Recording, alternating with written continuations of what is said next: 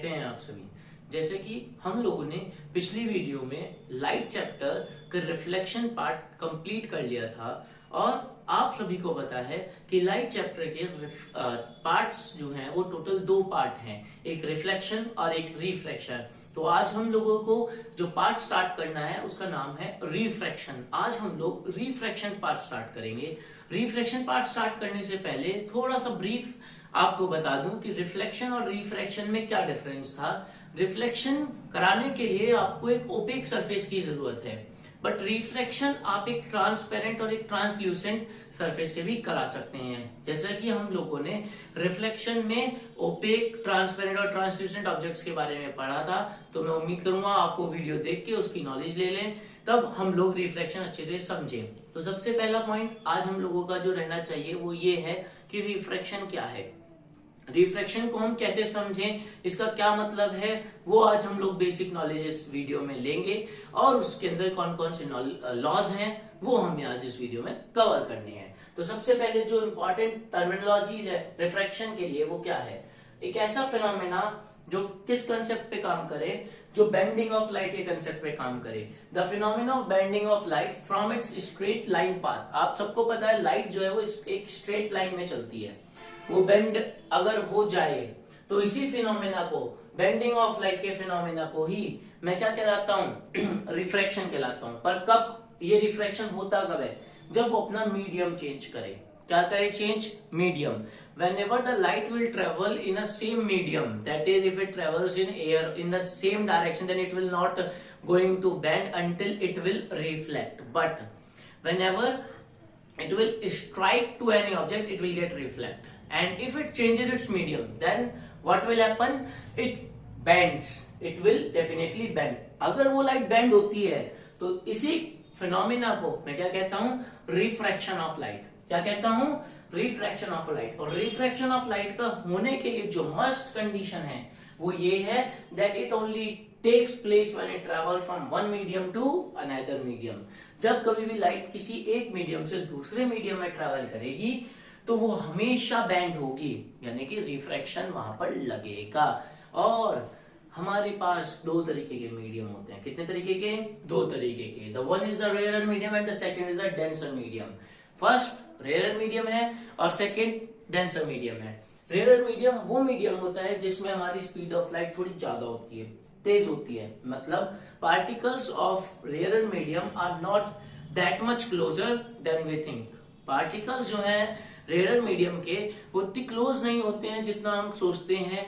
But अगर मैं denser medium की बात करूं तो डेंसर मीडियम के पार्टिकल्स थोड़ा क्लोज होते हैं, जिसकी वजह से लाइट को ट्रेवल करने में थोड़ी सी प्रॉब्लम होती है और speed of light denser medium में थोड़ी कम हो जाती है। तो there are two types of medium, I have told you. The one is the rare medium and the second is the denser medium.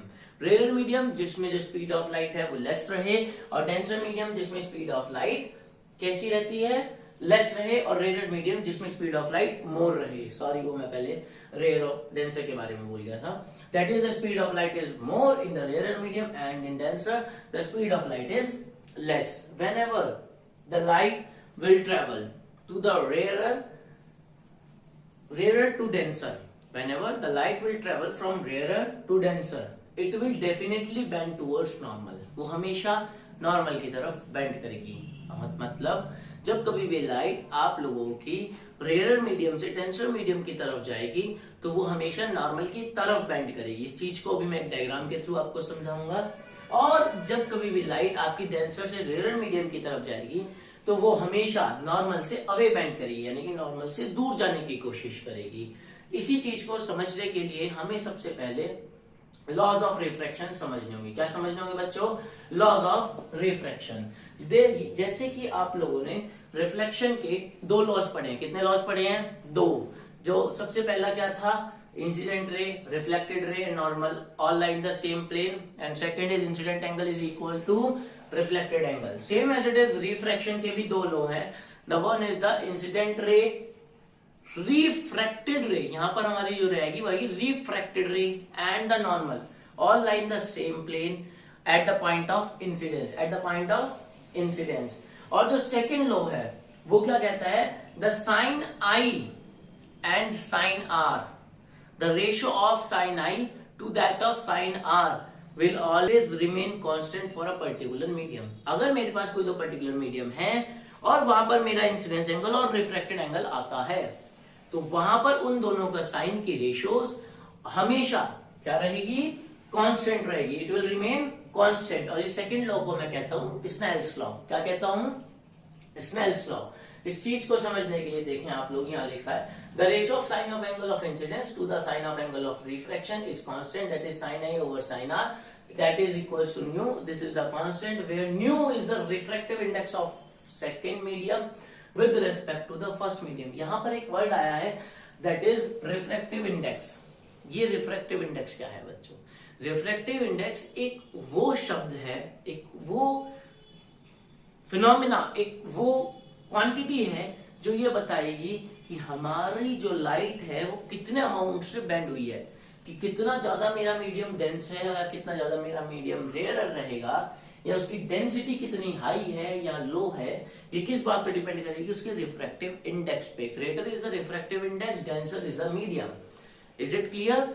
मेरे कहने का मतलब ये है यहाँ पर कि जैसे जैसे रिफ्रैक्टिव इंडेक्स इंक्रीज होगा उसका वैसे वैसे उसकी डेंसिटी यानी denser of the medium increase होती रहेगी। Refractive index it is the light bending ability of the medium and is the ratio of speed of light in two medias. जब मेरे पास कभी भी कोई दो मीडियाज होंगे यानी कि मीडियम होंगे, तो मैं उनके अगर स्पीड ऑफ लाइट का रेशियो ले लेता हूं उन दोनों मीडियम में, तो वो मुझे रिफ्लेक्टिव इंडेक्स का अमाउंट क्वांटिटी देता है। It has no unit because it is a ratio of the same thing, that is why it has no units. That is, इसको मैं लिखता हूं 1n2 और we can say 1n2 new 2 भी बोल सकता हूं मैं इसको। Speed of light in medium 1 to that of speed of light in medium 2। यहां पर ये डिपेंड करता है कंसेप्ट की लाइट कौन से मीडियम में जा रही है। तो इस बात को समझने के लिए सबसे पहले एक डायग्राम आप लोग जो देखेंगे, this is your glass slab. This is what? This is your glass slab and it has a medium that is denser medium, and here is air which has a medium that is rarer medium, which has a medium like that, rarer medium, and it is glass having a denser medium. You must remember that suppose the light travels here, this is an incident ray and the normal means perpendicular. This is your normal ray, incident ray, and this is your normal ray. Then what happens? As I have told you, the light travels from rarer to denser. It will definitely bend towards denser.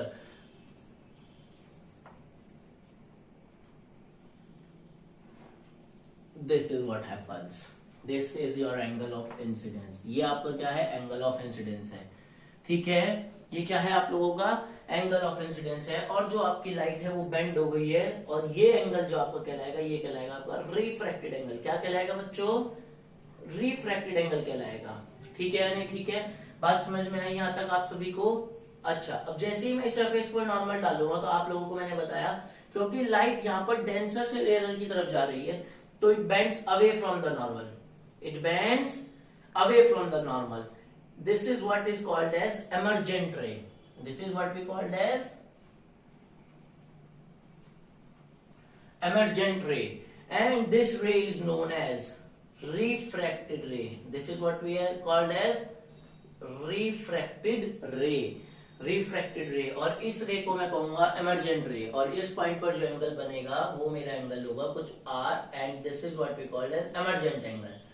This is what we called as emergent angle, and here the ray is known as emergent ray. If suppose I will draw this incident ray further, ये incident ray अगर मैं further draw करता हूं तो जो मेरी emergent रे है और इंसिडेंट रे है, ये दोनों आपस में पैरेलल होंगे। क्या होंगे बच्चों? आपस में ये पैरेलल होंगे, और इन दोनों के बीच का जो मेरा परपेंडिकुलर डिस्टेंस होगा, इस परपेंडिकुलर डिस्टेंस को मैं कहता हूं लेटरल डिस्प्लेसमेंट। क्या कहता हूं? Lateral displacement. The perpendicular distance from an emergent ray to the incident ray gives us the lateral displacement, and the ray which emerges out from a denser medium to the rarer medium is said to be an emergent ray. What it is said to be? It is said to be an emergent ray. This is the whole concept. The ratio of sine to the sin r is known as Snell's law and is known as refractive index. Refractive index is that quantity which helps you to understand that how much amount of light will bend towards the normal.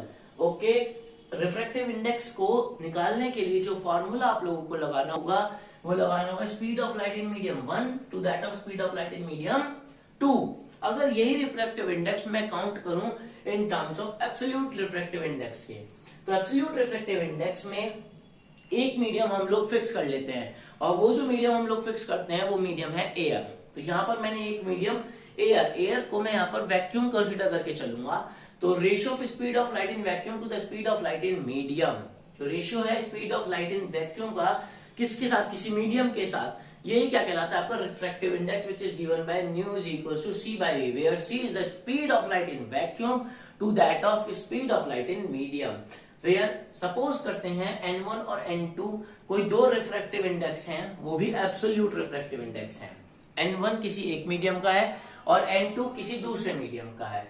तो first और second medium के लिए अगर मैं refractive index लिखना चाहूं तो वो ये हो गया नहीं हुई क्या, जहां पर v1 क्या रिप्रेजेंट करता है speed of light in medium 1 और v2 रिप्रेजेंट करता है speed of light in medium 2। अगर मैं इन दोनों का रेशियो लूं तो that will equals to v1 upon v2, that will given us n2 upon n1। तो सपोज करो अगर मेरी कोई लाइट है जो मीडियम 1 से मीडियम 2 में जा रही है और मेरे पास उसकी स्पीड नहीं है बट मेरे पास दोनों मीडियम का रिफ्रैक्टिव इंडेक्स है, तो मैं उन दोनों मीडियम के रिफ्रैक्टिव इंडेक्स के फॉर्मूले से भी उन दोनों का कंबाइंड रिफ्रैक्टिव इंडेक्स निकाल सकता हूं। समझ में आया या नहीं आया? और फिर वहां से स्पीड ऑफ लाइट की रेशियोज को कैलकुलेट कर सकता हूं। Is it clear to all? अगर ये बात समझ में आई है तो नेक्स्ट वीडियो में हम इसी के ऊपर कुछ न्यूमेरिकल्स देखेंगे और कुछ बेसिक रिफ्रैक्टिव इंडेक्स देखेंगे, जैसे कि सबसे ज्यादा रिफ्रैक्टिव इंडेक्स जो हाई होता है वो होता है बच्चों डायमंड का, दैट इज 2.42, और जो सबसे लो होता है यहाँ पर एयर का, विच इज अप्रोक्सीमेटली 1.33। इन सभी के बीच में ये वैरी करता है। वाटर का 1.33 लेके चलते हैं और एयर का हम लोग 1 मान के चलते हैं रिफ्रैक्टिव इंडेक्स। इसके अलावा और भी बहुत सारे इसके इफेक्ट्स हैं रिफ्रैक्शन ऑफ लाइट के। अगर हम किसी भी वाटर ग्लास में कोई पेंसिल डाल दें तो वो पेंसिल अगर हम किसी एंगल से देखते हैं तो वो बेंडिंग हुई भी दिखती है, bending of pencil is that example. अगर हम कोई कॉइन डाल देते हैं तो coin will definitely changes its position. ऐसा हम लोगों को दिखता है इस फिनोमेना की वजह से, रिफ्रैक्शन ऑफ लाइट की वजह से। नेक्स्ट टॉपिक में हम लोग refraction by the spherical surfaces के बारे में बहुत अच्छे से पढ़ेंगे, जैसे कि लेंसेज के बारे में, और वहां से उसे कैसे करना है, न्यूमेरिकल्स, ये सब नेक्स्ट वीडियो में सीखेंगे। Thank you.